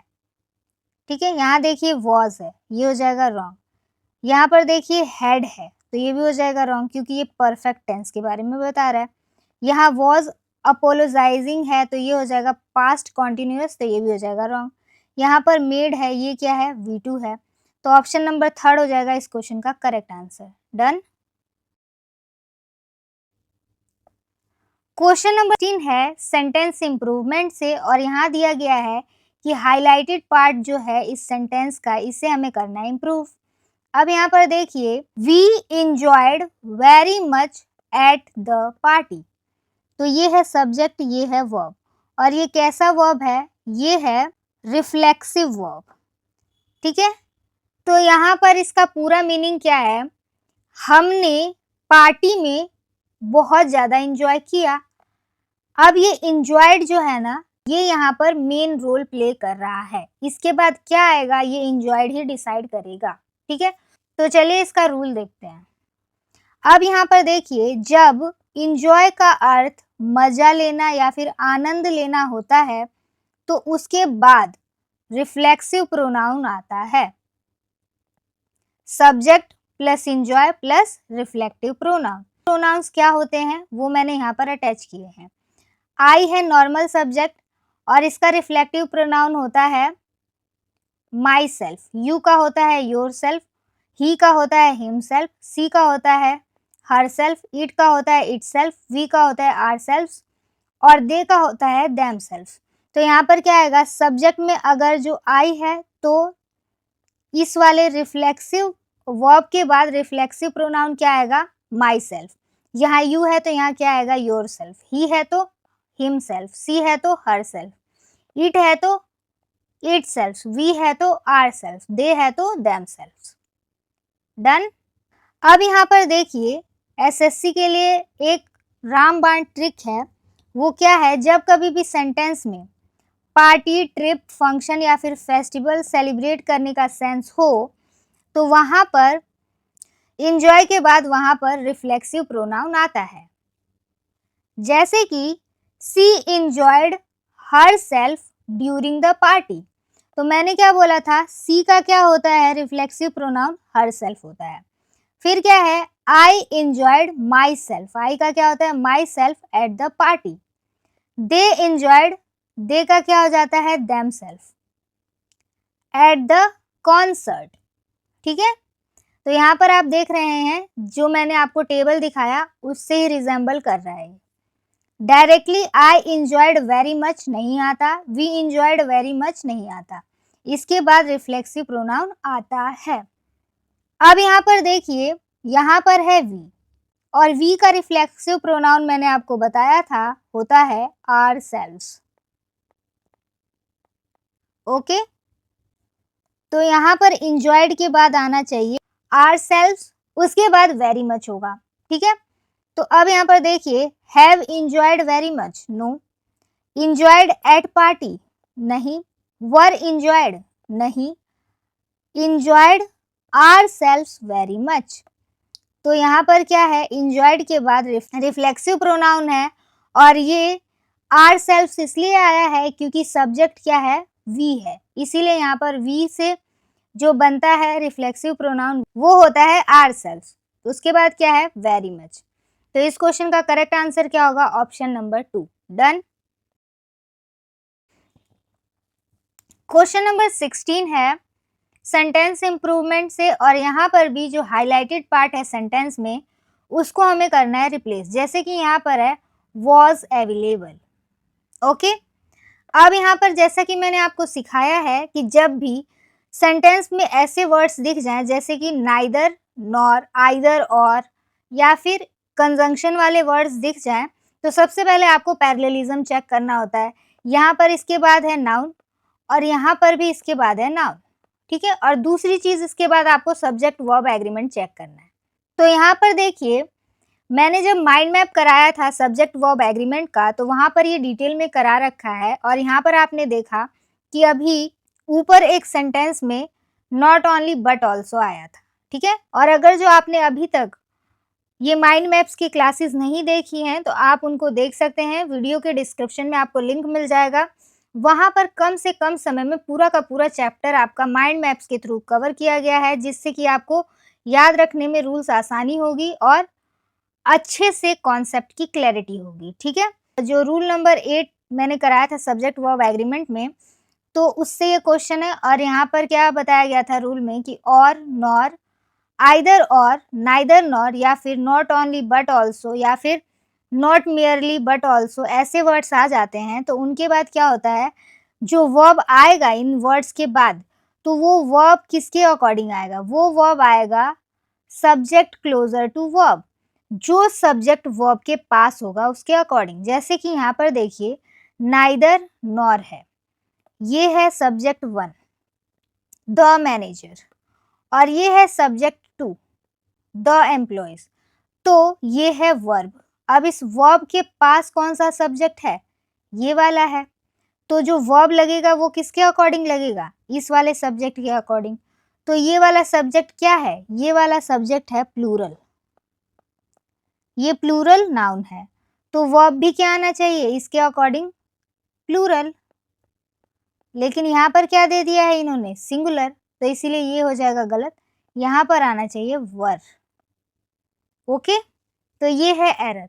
ऐसा ही आपने एक ऊपर एक क्वेश्चन मैंने अभी कराया था, क्वेश्चन नंबर याद नहीं आ रहा, लेकिन उसमें भी सेम कॉन्सेप्ट था एरर डिटेक्शन में, वहां पर भी आपको गलत दे रखा था वर्ब, और सेम कॉन्सेप्ट यही यूज हुआ था। तो यहाँ पर वॉज की जगह क्या आना चाहिए, वर। तो यहाँ जिसमें वॉज है इससे पहले ही काट दो। अब देखिए वर के बाद सिर्फ अवेलेबल था, लेकिन यहाँ पर ऑल्सो लगा दिया इन्होंने, तो इसलिए इसको भी काट दो। अब देखिए यहाँ पर ऑप्शन नंबर 3 हो जाएगा इस क्वेश्चन का correct answer. Done. Neither the manager NOR the employees were available, ना तो मैनेजर था और ना ही एम्प्लॉइज, इनमें से कोई भी अवेलेबल नहीं थे। क्वेश्चन नंबर 17 है डायरेक्ट इनडायरेक्ट स्पीच से। यहाँ पर आपको डायरेक्ट स्पीच गिवन है और इसे आपको इनडायरेक्ट स्पीच में करना है कन्वर्ट। यहाँ पर भी आप लगाएंगे हमारा ब्रह्मास्त्र जो कि है VTR। सबसे पहले चेक करेंगे वर्ब, वर्ब क्या है, कैन। अब देखिए यहाँ पर टेंस पता चलेगा आपको कि ये है एक मॉडल वर्ब। अब मॉडल वर्ब का हम लगाएंगे रूल, ठीक है। तो कैन किस में चेंज होता है, तो यहाँ पर देखिए मॉडल वर्ब के रूल अगर मैं आपको बताऊं तो डायरेक्ट में अगर कैन है तो ये चेंज हो जाएगा इनडायरेक्ट में कुड में, विल का वुड, मे का माइट, और हमें क्या गिवन है कैन, तो कैन का हो जाएगा कुड। तो अब यहाँ पर देखिए कैन गिवन है तो इसका क्या हो जाएगा, कुड। तो अब हम ऑप्शन में देखते हैं किसमें कुड गिवन है। यहाँ पर देखिए सबसे पहले said that, said that, said that, said that आना था, लेकिन यहाँ पर सिर्फ सेड है, डैट दिया नहीं, तो इसको पहले ही काट दो। अब देखिए यहाँ पर विल है, हमको चाहिए कुड, तो इसको भी काट दो। अब देखिए सी कुड दोनों में है। सॉल्व है, दिस का क्या हो जाता है, डैट, दिस चेंज हो जाता है डेट में। यहाँ पर दिस का दिस ही छोड़ दिया इन्होंने, तो इसको काट दो। यहाँ पर डेट है तो ये करेक्ट है, तो ऑप्शन नंबर 3 हो जाएगा इस क्वेश्चन का correct answer. She said that she could solve that problem. उसने कहा कि वह इस प्रॉब्लम को सॉल्व कर सकती है। डन। क्वेश्चन नंबर 18 है, यहाँ पर गिवन है इनडायरेक्ट स्पीच और इसे हमें करना है कन्वर्ट डायरेक्ट स्पीच में। यहाँ पर भी हम VTR लगाएंगे। तो सबसे पहले वर्ब चेक करते हैं। वर्ब क्या है? Used to. ठीक है, तो यूज्ड टू क्या होता है, इसका रूल क्या होता है, ये सारी चीजें पहले मैं आपको बताती हूँ। यहाँ पर देखिए यूज्ड टू जो यूज होता है वो पास्ट के हैबिट बताने के लिए यूज होता है। यूज्ड टू के बाद V1 फॉर्म आता है और ये बताता है पास्ट की हैबिट, यानी कि पहले की आदत।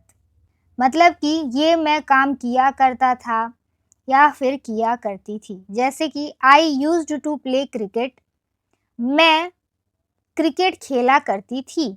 सी used to live in Delhi, वह दिल्ली में रहा करती थी।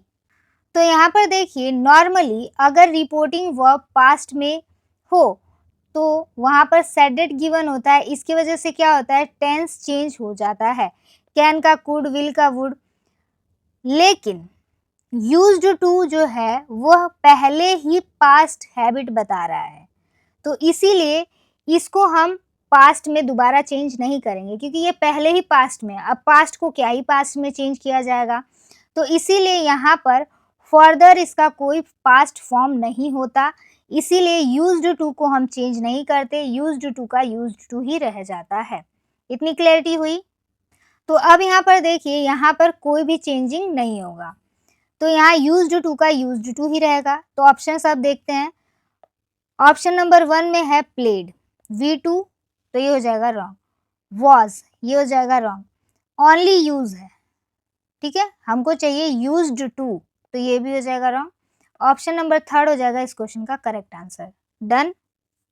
आई used to play violin when I was young, जब मैं यंग थी तो मैं वायलिन बजाया करती थी। सी सेड, उसने कहा। ठीक है, तो ये उसका क्या था, पास्ट का हैबिट था। जब वह यंग थी तो वह वायलिन बजाती थी। अब देखिए क्वेश्चन नंबर 19 है पैराग्राफ से, और जैसा कि मैंने आपको बताया है पैराग्राफ देखते ही आपको सबसे पहले क्या करना होता है, इंट्रोडक्टरी सेंटेंस पता करना होता है। और एक और चीज आपको मैंने बताई है, this, that, this, those, it, इन सब से सेंटेंस कभी भी स्टार्ट नहीं होता। ठीक है, तो यहाँ दिस को पहले ही काट दो। द प्रोसीजर, पहले तो कोई चीज पता हो फिर उसका प्रोसीजर आता है, तो ये भी नहीं होगा। फिर देखिए by using the version control, by using the version control a project can maintain a complete history, तो इससे भी सेंटेंस स्टार्ट नहीं होगा। ठीक है, अब देखिए पहली बात तो ये कि ये वर्जन कंट्रोल है क्या, इसका डेफिनेशन तो पता हो पहले, उसके बाद तो ये है क्या इसके बारे में फर्दर डिटेल पता करेंगे। ठीक है, तो इससे भी स्टार्ट नहीं होगा, तो 4 से स्टार्ट नहीं होगा, 3 से नहीं होगा, 1 से नहीं होगा। तो 4 है यहाँ पर, ये पहले काट दो। 3 है यहाँ पर, इसको भी काट दो। अब इसमें 2 है और इसमें 2 है। 2 में क्या दिया गया है, version control is a system, version control एक सिस्टम है that records changes to a file और set of file over times. जो वर्जन कंट्रोल है एक ऐसा सिस्टम है जो कि फाइल्स के अंदर की चेंजेस और फाइल्स में टाइम टू टाइम जो चेंजेस होते रहते हैं उसको रिकॉर्ड करता है, so that you can recall specific version letter.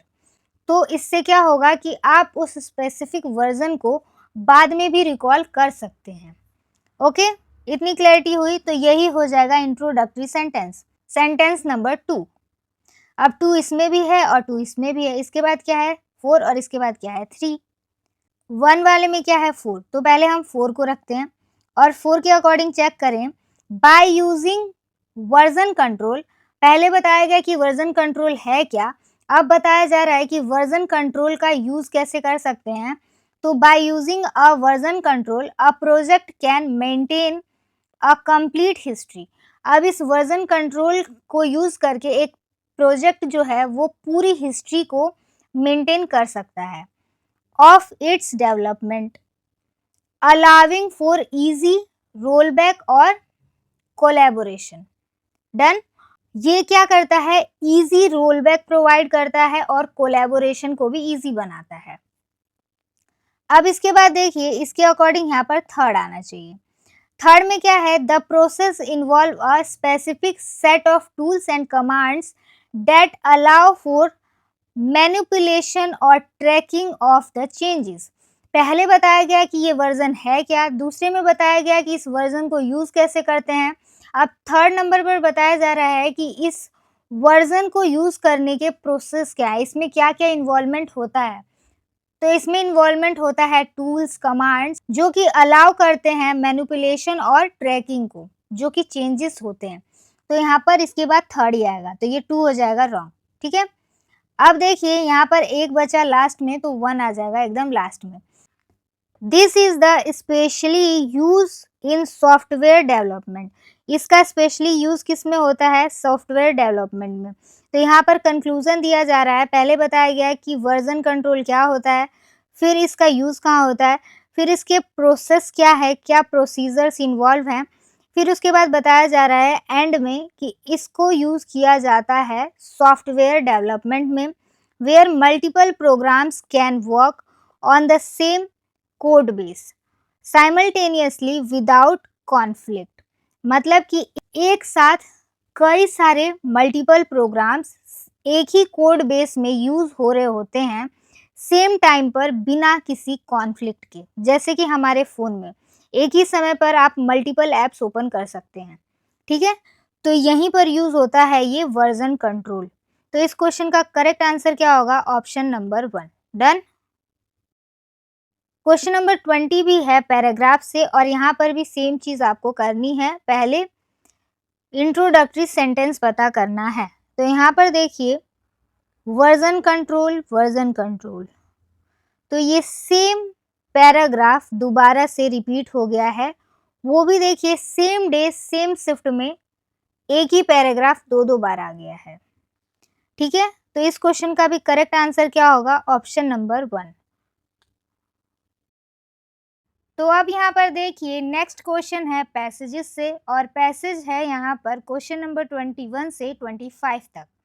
अब यहाँ पर देखिए, ये जो पैसेज गिवन है इसका टाइप आइडेंटिफाई करना मैंने आपको सिखाया था कि जब भी पैसेज आप देखें तो यहाँ पर कुछ वर्ड्स मैंने आपको बताया था कि उन वर्ड्स को देखना है। और मोस्टली एक चीज़ मैंने बताया है कि एसएससी जो है वो 100% मैक्सिमम टाइम एनालिटिकल पैसेज ही देता है। इसीलिए मैंने आपको कुछ वर्ड्स बताए थे जिनको देखकर आप पहचान सकते हैं कि ये पैसेज एक एनालिटिकल पैसेज है। और दूसरा पहचान ये है कि इस पैसेज के अंदर अगर जो किसी चीज़ के बारे में डिटेल में दिया गया हो, जैसे कि पहले उस पैसेज को डिफाइन किया गया हो, फिर उसके बाद उसके बारे में चीज़ें डिटेल में बताई गई हों, फिर उसके अंदर उस टॉपिक का डिमेरिट और मेरिट गिवन हो, फिर उसके बाद उसको क्रिटिसाइज़ किया गया हो, देन एंड में सारी चीज़ों को बैलेंस्ड कर दिया गया हो, कंक्लूज़न दिया गया हो। तो ये सारी चीज़ें जिस पैसेज में देखने को मिलेंगी वो क्या होते हैं, वो होते हैं एनालिटिकल पैसेज। और कुछ वर्ड्स भी मैंने आपको बताए थे, जैसे कि यहाँ पर देखिए assumption, paradigm, catalyse, furthermore, ultimately. तो ये सारे जो वर्ड्स हैं ना, अगर एक पैसेज में आते हैं तो ये इंडिकेट करते हैं कि ये पैसेज क्या हो सकता है, एनालिटिकल हो सकता है। ठीक है, ये सारे वर्ड्स हैं। अब मैंने आपको बताया था कि हमेशा शुरू के 2-3 लाइन और लास्ट के 2-3 लाइन अगर आप पढ़ते हैं तो आपको एक आइडिया मिल जाता है कि ये पैसेज किस बारे में है और इसके अंदर क्या क्या गिवन है, और वहाँ से आप पता कर सकते हैं कि ये पैसेज का टाइप क्या है। तो 3 तरीके से आइडेंटिफिकेशन मैंने आपको बताया। पहला ये कि मोस्टली टाइम आपको एसएससी में एनालिटिकल पैसेज ही पूछा जाएगा, वो लेंदी होगा, उसके अंदर बहुत सारी चीज़ें डिटेल में दी गई होंगी। एक चीज़ तो ये हो गई, और दूसरी चीज़ ये है, ये वर्ड्स के अकॉर्डिंग आपको आइडेंटिफाई करना आना चाहिए। और तीसरी चीज़ ये है कि शुरू के और लास्ट के लाइंस पढ़ करके आप आइडेंटिफाई कर सकते हैं। जैसे कि in the labyrinth of globalization, मतलब कि ग्लोबलाइजेशन की दुनिया में वेयर, जहां intercontinental dialogues shape diplomacy, business and social cohesion, मतलब कि जहां अलग अलग देशों के, इंटरकॉन्टिनेंटल क्या है, अलग अलग महाद्वीपों के अलग अलग देशों के लोग आपस में बात करते हैं, जिसमें कि डिप्लोमेसी, बिजनेस, सोशल कोहेशन होता है। The integrate terrains of the cross culture communication remain one of the most formidable cognitive frontier, मतलब कि आपस में ये लोग बात करते हैं, इससे बिजनेस और पॉलिटिकल और समाज पर असर पड़ता है। वहाँ अलग अलग संस्कृति के बीच कम्युनिकेशन समझना अभी भी मुश्किल है। एकदम सिंपल वर्ड्स में बोले कि जहां दुनिया एक तरफ ग्लोबलाइजेशन की तरफ बढ़ रही है, वहीं दूसरी तरफ ये जो बातचीत है आपस में एक दूसरे देश के लोगों के बीच में, उसके अंदर जो कल्चरल कम्युनिकेशन है वो समझ पाना अभी भी आज एक बहुत बड़ी मुश्किल है। तो मेन चीज़ यहाँ पर फोकस किया गया है कल्चरल कम्युनिकेशन के ऊपर, मतलब कि नॉर्मल कम्युनिकेशन अलग होता है और कल्चरल कम्युनिकेशन अलग होता है। ठीक है, अगर जो आपको किसी भी देश से बातचीत करना है तो उसके कल्चर को और उसके अकॉर्डिंग उससे बातचीत करना पड़ेगा।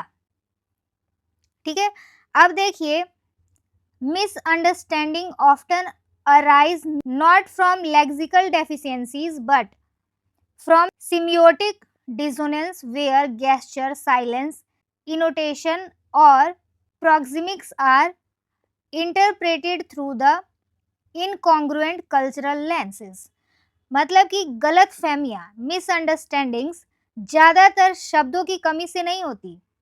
ठीक है, जैसे कि आपस में बातचीत करने के वजह से या फिर उसमें शब्दों की कमी है, इसके वजह से गलतफहमियां पैदा नहीं होती, बल्कि इसलिए होती है क्योंकि लोग गेस्चर यानी कि हाव भाव, साइलेंस यानी कि चुप्पी, एनोटेशंस यानी कि आवाज के तरीके और डिस्टेंस को अपनी अपनी कल्चर के हिसाब से अलग अलग समझते हैं। जैसे कि किसी कल्चर में एक चीज़ सही है तो उस दूसरे कल्चर में वही सेम चीज़ रॉन्ग मानी जाती है। तो इसीलिए अगर कम्युनिकेशन स्ट्रॉन्ग करना है तो वहाँ पर कल्चरल कम्युनिकेशन बहुत ही इम्पोर्टेंट रोल प्ले करता है। जैसे कि the assumption that language fluency equate to communicative efficacy is a pernicious fallacy। ठीक है, यह सोचना कि अगर लैंग्वेज में फ्लुएंट हैं तो वह अच्छे से कम्युनिकेशन भी कर लेंगे, यह एक गलत सोच है। इन रियलिटी फ्लुएंसी में obscures cultural asymmetry, allowing misinterpretation to masquerade as comprehensions. असल में फ्लुएंट होने के बाद भी कल्चरल डिफरेंस इसके पीछे छिपे होते हैं और लोग गलत बात को सही समझ लेते हैं और सही बात को गलत समझ लेते हैं। तो यहाँ पर कल्चरल डिफरेंस जो है वो मेन रोल प्ले कर रहा है। ठीक है, अब यहाँ पर क्या बताया गया है कि पहले बताया गया कि कल्चरल डिफरेंस क्या है, कम्युनिकेशन क्या है, इसको मिसअंडरस्टूड कैसे किया जाता है, इसका अजम्पशंस क्या है, ये सारी चीज़ें बता दी गई है। अब यहाँ पर देखिए लास्ट की कुछ लाइंस अगर हम पढ़ते हैं तो effective intercultural communicator do not merely learn linguistic syntax but cultivate cultural empathy, मतलब कि जो जेन्युइन कम्युनिकेटर होगा वह सिर्फ लिंग्विस्टिक सिंटेक्स तक ही सीमित नहीं रहेगा, वह कल्चरल एम्पैथी तक जाएगा, मतलब कि वह कल्चर को भी समझेगा। ठीक है, तो यहाँ पर हम बोल सकते हैं कि अच्छे कम्युनिकेटर सिर्फ लैंग्वेज नहीं समझते बल्कि दूसरों के कल्चर को समझते हैं, integrate their own perceptual frameworks and develop a tolerance of ambiguity. तो जो अच्छा कम्युनिकेटर होता है वो क्या करता है, अपनी सोच पर सवाल करता है और हर चीज़ क्लियर ना होने पर भी उसे एक्सेप्ट करता है। तो यहाँ पर एम्बिग्विटी का मतलब होता है अनक्लियर, मतलब कि अस्पष्ट। It is with in this cognitive dissonance that the richest intercultural growth unfolds not through the elimination of difference but through its embrace। तो यहाँ पर बोला गया है कि असल में जब हम डिफरेंस को टालने की कोशिश नहीं करते बल्कि उसे अपनाते हैं तभी हम सबसे ज़्यादा सीखते हैं। तो यहाँ पर क्या बताया गया है कि यहाँ पर दोनों चीज़ों को बैलेंस कर दिया गया है कि कम्युनिकेटर क्या होना चाहिए, अच्छे कम्युनिकेटर का क्या रोल होता है, वो दोनों चीज़ों को नॉर्मल कम्युनिकेशन और कल्चरल कम्युनिकेशन को कैसे बैलेंस करके चलता है, ये चीज़ें यहाँ पर आपको देखने को मिली। तो लास्ट में कंक्लूजन में यहाँ पर क्या हो रहा है, चीज़ें बैलेंस्ड हो जा रही हैं, तो इसीलिए ये क्या होगा, एनालिटिकल पैसेज होगा। यहाँ तक क्लैरिटी हुई? डन। तो यहाँ पर आपने देखा क्रॉस कल्चरल कम्युनिकेशन से रिलेटेड है ये पैसेज, और यहाँ पर क्या था, प्रॉब्लम था, कोजेस थे, एग्जाम्पल्स थे और कंक्लूजन्स भी हमने देखा जहाँ पर चीज़ें क्या हो रही हैं, बैलेंस्ड। तो यहाँ पर आपने देखा अलग अलग कल्चर में कम्युनिकेशन अलग होता है, लैंग्वेज फ्लुएंसी सही कम्युनिकेशन नहीं होता, गेस्चर, इमोजी, बिहेवियर से क्या होता है, मिसअंडरस्टैंडिंग्स हो सकती हैं। तो यहाँ पर मेन पॉइंट जो है वो है क्रॉस कल्चर कम्युनिकेशन के लिए आपको सिर्फ वहाँ का लैंग्वेज सीखना ही इनफ नहीं है, वहाँ का कल्चर भी सीखना पड़ेगा, वहाँ के कल्चर को भी समझना जरूरी है। अब यहाँ पर देखिए क्वेश्चन नंबर 21, यहाँ पर बोला गया है कि what is the tone of the passage. तो पैसेज का टोन क्या है? ऑप्शन नंबर 1 अगर आप देखें तो यहाँ पर लिखा है डाइडेक्टिक। डाइडेक्टिक का मतलब होता है सिखाने वाला। अगर मान लीजिए यहाँ पर कोई चीज आपको सिखाई जाती है, यानी कि अगर यहाँ पर टीचिंग होता तो ये हो जाता डाइडेक्टिक, लेकिन यहाँ पर टीचिंग नहीं है, ये जो हमारा पैसेज है वो डाइडेक्टिक नहीं है, तो ये हो जाएगा रॉन्ग। नेक्स्ट देखिए सेलिब्रेटरी, मतलब कि यहाँ पर कोई सेलिब्रेशन दिखाया जा रहा है, खुशी शो हो रही है। जो यहाँ पर पैसेज हमें गिवन है उसमें खुशी वाला कोई सेंस नहीं है, तो ये भी रॉन्ग हो जाएगा। अब देखिए फ्लिपेंट, फ्लिपेंट का मतलब होता है मजाकिया, तो यहाँ पर क्या मजाकिया कोई सेंस था? नहीं था, तो ये भी हो जाएगा रॉन्ग। अब देखिए एनालिटिकल, एनालिटिकल में क्या होता है, विश्लेषण होता है, जहाँ पर कि प्रॉब्लम गिवन हो, उसका रीजन गिवन हो, उसका कंक्लूजन गिवन हो, उसका एग्जाम्पल गिवन हो, एकदम मतलब कि डिटेल्ड एनालिसिस दिया जा रहा हो, तो वो क्या होता है, एनालिटिकल पैसेज होता है। तो इस क्वेश्चन का करेक्ट आंसर क्या होगा, ऑप्शन नंबर 3, ये पैसेज का टोन क्या है, एनालिटिकल है। डन। क्वेश्चन नंबर 22 है which of the following best illustrate a paradox mention in the passage. तो यहाँ पर पैसेज के अंदर जो पैराडॉक्स मेंशन है, इनमें से कौन सा ऑप्शन है जो कि अच्छे से उस चीज को एक्सप्लेन कर रहा है?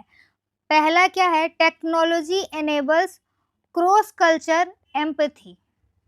तो टेक्नोलॉजी की वजह से क्रॉस कल्चर एम्पैथी पॉसिबल नहीं है। ये वाली जो लाइन थी क्रॉस कल्चरल एम्पैथी की, इसमें ये था कि एक अच्छा कम्युनिकेटर जो होता है वो क्रॉस कल्चरल एम्पैथी को ज़्यादा महत्व देता है, लेकिन यहाँ पर कहीं भी ये नहीं बोला गया था कि ये टेक्नोलॉजी की वजह से होता है। ठीक है, तो ये हो जाएगा रॉन्ग। अब देखिए अगला है emoji unified people emotionally across the cultures. Line का मतलब ये बोला गया है कि जो इमोजी होता है वह सारे कल्चर के पीपल को यूनिफाइड यानी कि यूनाइट कर देता है, एक साथ ले आता है। तो चलिए मैं आपको पैसेज में दिखाती हूँ कि इसका रियल मीनिंग क्या है। Emoji for instant are semantical fluid, मतलब कि इमोजी जो है वह है एक लचीला फ्लूइड की तरह बिहेव करता है। अ सिंगल आइकन में evoke warmth in one culture, मतलब कि एक सिंगल आइकन यानी कि एक सिंगल इमोजी एक कल्चर में जहां अपनापन जगाता है, तो वहीं दूसरे कल्चर में एंड सरकाज्म इन अनदर, वहीं दूसरे कल्चर में ये क्या करता है, व्यंग्य पैदा करता है। व्यंग्य मतलब कि विरोध पैदा करता है। ठीक है, तो इमोजी यूनाइट नहीं कर सकता कल्चर को। ठीक है, तो यहाँ पर ये वाला ऑप्शन भी हो जाएगा रॉन्ग। अब देखिए option number 4, humour is universally interpreted, तो ये इररिलेवेंट है, ऐसा कुछ भी नहीं था, ठीक है। अब देखिए option number 3, fluency in language can still lead to miscommunication. मैंने आपको अभी शुरू के लाइन में दिखाया था कि जो लैंग्वेज के अंदर फ्लुएंसी है उसके कारण भी मिस कम्युनिकेशन हो सकता है, मिसअंडरस्टैंडिंग्स हो सकती हैं। अगर जो दो देशों के बीच में बात हो रही है, अगर जो दो कॉन्टिनेंट्स के बीच में बात हो रही है, तो वहाँ पर क्या होना चाहिए कि दोनों जगह का कल्चर भी आपको समझना चाहिए, ठीक है। अगर आपको कल्चर के बारे में नहीं पता है तो आपकी फ्लुएंट लैंग्वेज भी वहाँ पर जाकर मिसअंडरस्टैंडिंग्स क्रिएट कर सकती है। तो यही हो जाएगा इस क्वेश्चन का करेक्ट आंसर, ऑप्शन नंबर 3, ठीक है। Question number 23, the phrase seismic dissonance most likely refer to, तो ये जो सिस्मिक डिसोनेंस है इसका मतलब क्या है, किस चीज के लिए ये रेफर किया गया है। पहला है डिस्कॉर्ड इन म्यूजिकल स्ट्रक्चर, म्यूजिक का तो यहाँ पर कोई नामो निशान नहीं है, ठीक है। उसके बाद है break down in wifi and digital signals, ये भी इररिलेवेंट है यहाँ के लिए। एग्रीमेंट ओवर सिंबॉलिक मीनिंग, नहीं। अब यहाँ पर देखिए misinterpretation of cultural symbol and sign, तो जो मिसअंडरस्टैंडिंग है कल्चरल सिंबल और साइन का, उससे रिलेटेड है ये सेमियोटिक डिसोनेंस। डन, तो ऑप्शन नंबर 2 हो जाएगा इस क्वेश्चन का करेक्ट आंसर। क्वेश्चन नंबर 24 है why my technology worsen inter culture communication as per the author, मतलब कि ऑथर के अकॉर्डिंग जो टेक्नोलॉजी है वह इंटर कल्चरल कम्युनिकेशन को और ख़राब कैसे कर रही है। यहाँ पर देखिए technology while ostensibly bridging geographical divides, मतलब कि जो टेक्नोलॉजी है वह दो जियोग्राफिकल डिवाइड्स को ब्रिज कर रही है, मतलब कि आपस में मेल बना रही है, वहीं फर्दर कॉम्प्लिकेट्स इंटरकल्चरल इंटरेक्शन। तो यहाँ पर इसका मतलब क्या है कि जो टेक्नोलॉजी है वह भले ही दूरियों को कम करती दिखे, लेकिन दूसरी तरफ असल में यह कम्युनिकेशन को और भी कॉम्प्लेक्सिटी और कॉम्प्लिकेटेड बना देती है। जैसा कि बोला गया कि ये कैसे कॉम्प्लिकेशंस बढ़ाती है, लेकिन कैसे, जैसे कि इमोजी के बारे में मैंने आपको बताया कि एक तरफ इमोजी अपनापन फील कराती है तो दूसरी तरफ दूसरे कल्चर के लिए वह घातक सिद्ध हो सकती है, ठीक है। वहीं यहाँ पर बोला गया है कि अब यहाँ पर देखिए algorithmic translation lack context sensitivity risk converting diplomatic nuance into semantic absurdity, मतलब कि ऑनलाइन ट्रांसलेशन टूल जो होते हैं वह सेंसिटिव कॉन्टेक्स्ट को नहीं समझ पाते, जिसकी वजह से क्या रिस्क होता है, इनको कन्वर्ट करने में रिस्क होता है। वो रिस्क होता है जो डिप्लोमेटिक नुएंसेस हैं, मतलब कि जो कि राजकीय बारीकियां हैं, उसमें ये ट्रांसलेशन क्या हो जाता है, अर्थहीन साबित हो जाता है और जिसकी वजह से जोखिम पैदा हो सकते हैं, ठीक है। तो यहाँ पर भी ये टेक्नोलॉजी हो जाती है फेल, और इमोजी के मामले में तो आपने देखा कि वो कैसे फेल हो रही है, ठीक है। इवन वीडियो, मतलब यहाँ तक कि जो वीडियो कॉन्फ्रेंसिंग है, flatten paralinguistic cues vital to cross culture understandings, video call भी बॉडी लैंग्वेज और आवाज़ के छोटे संकेत को सही से नहीं समझा पाते। तो यहाँ पर क्या है, यहाँ पर ये टेक्नोलॉजी हो जा रही है फेल्ड। तो टेक्नोलॉजी का यहाँ पर परफॉर्मेंस कैसा है, वर्स्ट परफॉर्मेंस है, खराब परफॉर्मेंस है। तो यहाँ पर देखिए ऑप्शन नंबर 1 में बोला गया है it amplify real time interaction, नहीं। It remove the need for share language, मतलब कि इसके वजह से क्या हो रहा है कि जो शेयर्ड लैंग्वेज की नीड है वो खत्म हो जा रही है, नहीं। It encourages spontaneous expressions, no. It flatten important non-verbal clues and misrepresents meaning। तो यहाँ पर जो टेक्नोलॉजी का सबसे खराब पार्ट ये है कि ये जो शब्दों की महत्वता है उसको कर देता है खत्म और अर्थ को गलत ढंग से प्रस्तुत करता है। ठीक है, तो इस क्वेश्चन का करेक्ट आंसर क्या होगा? Option number third. Question number 25 है, which of the following metaphor best capture the overall argument of the passage. ठीक है, मतलब कि यहाँ पर जो गिवन ऑप्शंस है इसमें से कौन सा है जिसने कि अच्छे से सारे आर्ग्यूमेंट जो पैसेज में है उसको कैप्चर कर रखा है। ठीक है, फर्स्ट क्या है? A bridge that never meet the other side. तो यहाँ पर ये कोई सेंस नहीं दे रहा है कि एक ब्रिज, एक ऐसा ब्रिज जो कि कभी दूसरी साइड जाता ही नहीं, ऐसा तो कुछ नहीं है। अब देखिए, a mirror reflecting only half image, ये भी नहीं है। A ladder leading to one clear peak, ये भी नहीं है।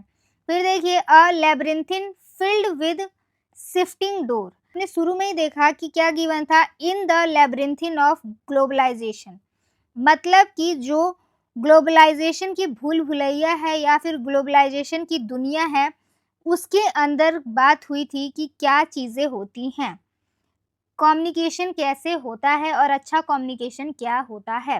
तो यहाँ पर भी यही बोला गया है कि जो भूल भुलैया की दुनिया है वह फिल्ड है, भरा हुआ है शिफ्टिंग डोर से। ठीक है, तो यही हो जाएगा इस क्वेश्चन का correct answer, option number third.